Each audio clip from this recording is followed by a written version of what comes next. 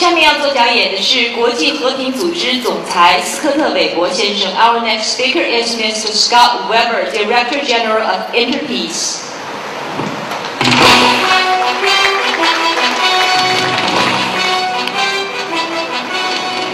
Thank you very much. I would also like to start with a very brief story about a professor who gave an exam to his students, and on the piece of paper there was just one question. So the students answered the question as best they could and handed it in. 3 or 4 months later, the professor decided it's time for another exam, and he submitted to all the students another piece of paper. And on that piece of paper there was once again just one question.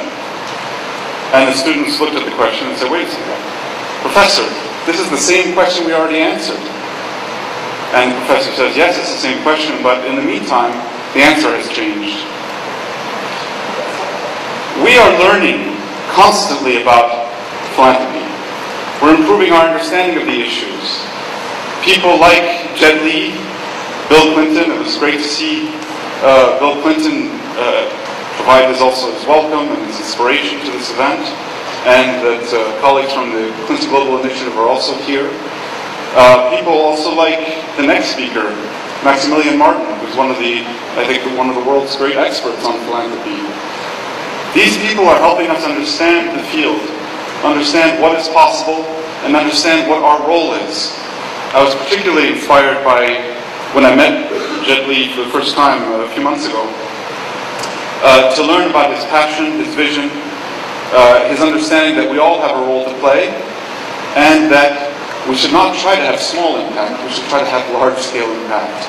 And his ability to use his intelligence, his articulate grasp of the issues, his notoriety as well, to get people around the issues, get people involved, is, I think, one of the key engines for change.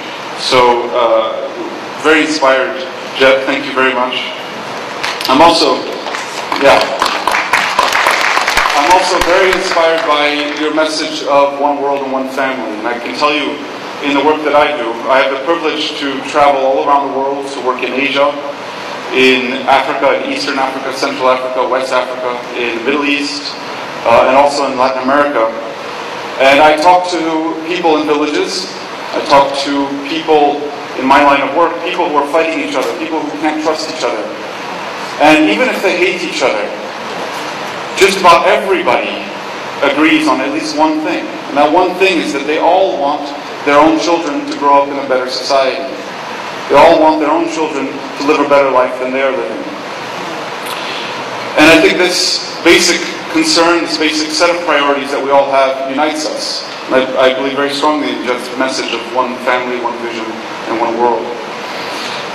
Interpeace is an international peace-building organization based in Geneva. We are a neutral organization working in 15 of the most vulnerable societies in the world.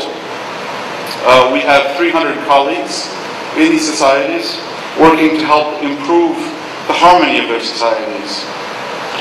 We are chaired by a very inspirational person as well, by President Marty Ahtisaari, this year's Nobel Peace Prize winner, who believes very strongly in this message that all problems are solvable, all conflicts are solvable, and that we all have a role to play.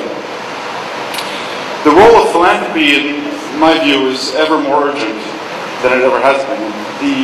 One of the reasons are the set of crises that we're going through in the world today.